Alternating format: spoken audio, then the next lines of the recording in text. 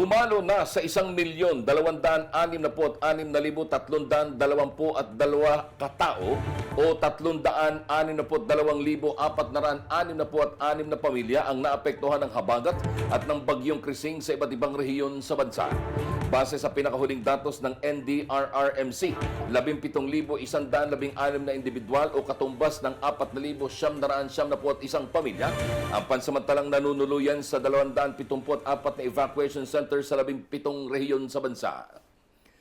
Sa Region 3, 616,611 katao. Sa Negros Island Region, 166,335 katao. Sa Region 1, 127,825 katao. Sa Region 6, 131,805 katao ang pinakamaraming apektadong naitala.